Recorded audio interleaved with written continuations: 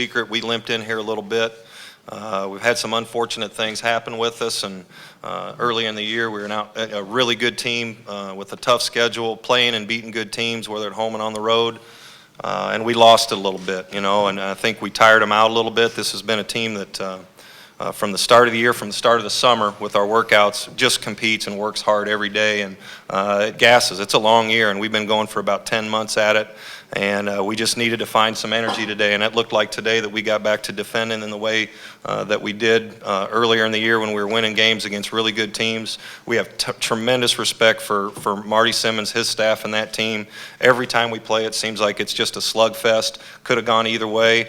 We're fortunate enough. Justin had I just told him he had a man rebound at one end, and then he steps up, and that's not easy to make a free throw after missing one. But we made just enough plays. A little tricky there at the end, but we'll certainly take it. It was a much-needed win and just tremendous effort, and commend their team, too, for how hard they fought.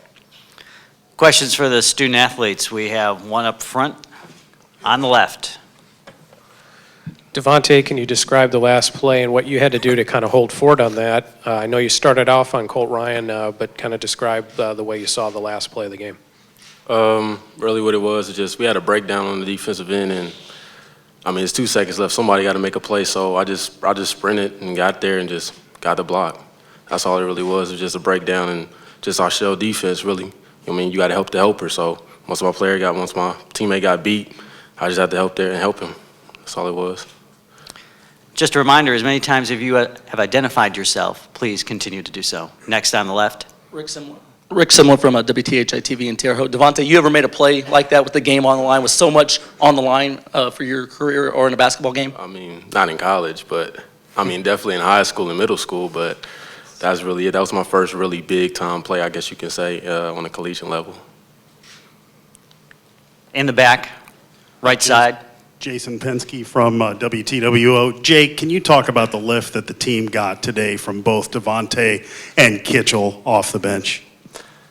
I mean, it's outstanding. Devonte Brown, Kitchell, even Gant, all three of them off the bench played extremely well, played better than our starters did. They're the reason we won the game. They stepped up huge. Coming in off the bench is a tough thing to do sometimes, because you have a shorter leash. You get pulled out for making mistakes, and these guys are relentless today, and they made big plays after big plays. Gant with the game-winning free throw, and Devonte on that last play, just to name a couple. But extremely well done by those guys. Back again to the front row on the left. Todd Golden, Terre Haute Tribune-Star. Devonte, talk about the last part of the first half as well. You scored 11 points from the 5:30-minute mark on. It was a game where somebody needed to provide a lift, and just talk about the lift you were able to provide at that stage of the game. The whole offense is really just, we wasn't patient the first maybe 10 minutes of the game. So I know when I got in, if I wasn't patient, I was coming right out. So I had to be patient and just, guys are going to Gant and guys are going to Odom, so that's leaving open lanes for me and RJ and everybody else. So I'm just really just trying to be patient and just really doing what the coach is saying and just running the offense. Middle on the right, please. Danny Spiewak, Slam Magazine. Jake, when you're going up against a guy like Troy Taylor, can you just talk about kind of how difficult he makes life for you? Troy he's one of the best defenders in the league, along with rebounder for his size. He had 10 rebounds tonight. Extremely competitive guy. He's good. Some people might not think he's the most talented guy, but he makes all the hustle plays and all those toughness plays, and really brings toughness to that team. I got a lot of respect for him. He's a good player, and he had a good career at Evansville. Again, middle on the left. Steve Porter, Alton Telegraph. Justin, what were you thinking with 2.5 seconds left, shooting the 2 free throws, and after you missed the first one, were you thinking anything different? When I got up to the line, I just, try to stay calm and just, focus on all the days I went to the gym and worked on my, my jump shot and my free throws. We have shooting times. We always go in and, shoot 100 free throws. So I just try to stay calm and just, after the first one, I missed it and, try not to get nervous or upset about it and just, focus on the next play and just move on and hit it, and it ended up working out. In the back from the camera well. They're good back here now. Then we're back up front here on the left. Blue shirt, you're on. Rick Simler again from WTHI TV. Devonte, the last obviously dropped the final 5 conference games. You talked about being patient when you got in, but how great did it feel to be kind of the spark plug and get this team going back to where you guys were about a month ago? And how did it feel to be that spark plug?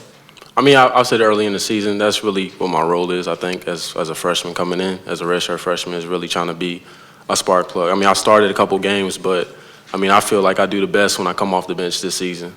And that's when I help the team, I guess, the best, you know what I mean, as far as getting loose rebounds and trying to, you know what I mean, get layups and get easy buckets for the team and get those nice assists for Lucas or Odom again. So I feel like I just be a spark plug. That's my role. Again, up front on the left. Todd Golden, Terre Haute Tribune Star. Jake, Colt Ryan didn't score in the second half of this game. Can you talk about the team regaining its defensive identity a little bit through this game, and maybe that's emblematic of that? Yeah, that's to be able to hold Colt Ryan scoreless in a half is outstanding. He's one of the best players in the league and even in the country. Yeah, got to give credit to Devonte. He was on him for a large majority of the half. But we had really good team defense. We were. He mentioned earlier about helping the helper. We've done a fairly decent job in the past couple weeks of being helping the first guy that needed it, but not being there on the second rotation. And I think we did a lot better job on that today. So when we helped the Colt, he didn't necessarily have those dump downs that he had last Saturday against us, because we kind of rotated and took that away. So I think it might have confused him a little bit in the second half, but overall, big time defensive game from the guys that guarded Colt Ryan. One last question for the student athletes. Second row down here on the left. Devonte, can you talk a little bit about right there towards the end of the game, clock ticking, Evansville steps to the line, and they're going to shoot 2 free throws. They ended up missing them, but what were you feeling before that with the clock ticking down? We need them to miss, really. We need them to miss, and I know we're gonna get a timeout, and coach gonna draw up a great play to get us, get us the win, and we're gonna execute it. So when he missed the first one, and Lucas got in, and I just knew, all right, we're gonna win this game. So that's all it was. Gentlemen, thank you very much. Your obligations here are completed. You're free to return to your locker room. Congratulations. Good luck tomorrow. Good job, guys. Questions for Coach Lansing. Let me throw this in as the subject of Colt Ryan came up at the end. He had entered this game having scored in double figures in 20 straight games, and that was snapped tonight with 8. He had also, going into today, had a streak of 24 straight games in which he had attempted a free throw, and he did not attempt one today. So, questions for Coach Lansing. Again, front row here on the left. Todd Golden, Terre Haute Tribune Star. Greg, just talk about, first of all, the contributions of Jake Kitchell and Devonte Brown to this win. Devonte saved us in the first half. There's no question. We were standing around, stuck in mud, and you just give Evansville's defense a lot of credit for that. We played him. We've been getting ready for him for 2 weeks, and I probably outthought myself a little bit and trying to do some different things offensively, and it really got us standing. Devonte came in there and was really aggressive, getting to the paint. When we played him there, we settled for a lot of quick threes, and that's probably what they wanted us to do. We were open for a reason, but we got to the paint a lot. And then Kitch in the second half was tremendous. I mean, Kitch probably deserves more minutes than what he's been getting. But as a head coach, those guys, you stay positive with them. And he's been a tremendous teammate from the moment he stepped on campus. And for him to come in there and lift us like that, just feel really good for him. And Devonte as well. Down front again on the left. Rick, similar to WTHI TV. Coach, you've been talking about looking for a toughness from your ball club. You built that 10-point lead with about 7-8 minutes to go. You lose the lead. The guys could have easily, with the way the season ended, folded a little bit, but they fought back. How pleased was it to see that toughness back from your ball club again? It was great, and we were playing awfully well there. We got up 10, and then I think we're guilty of clock watching a little bit, and those guys aren't going to quit. I mean, we were up 2 years ago, 17 on them twice. They're going to keep coming. I think we had some breakdowns on the defensive end, but more than anything, I thought we were just wanting that clock to run out, and they made some great plays to get back in it. You commend those guys for how hard they fought. Was just, you look at the defensive things and you're talking about doing what we did to Colt Ryan. That doesn't ever happen. Him not shooting free throws and not scoring in the second half. So that's been us. When we've been good, we've been awfully difficult to play against. If we do that, we can really beat anybody, and we're going to need every bit of that tomorrow. Additional questions for Coach Lansing? Again, front row.